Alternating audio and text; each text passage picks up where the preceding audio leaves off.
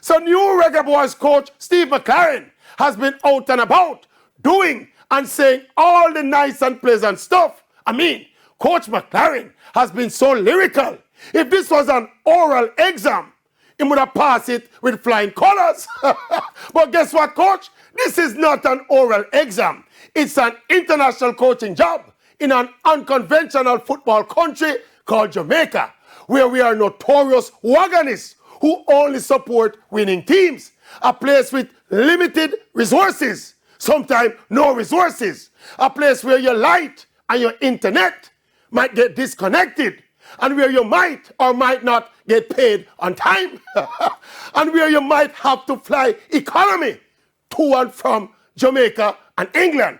A place where the football leadership is more about stroking their own egos than properly handling the nation's football business.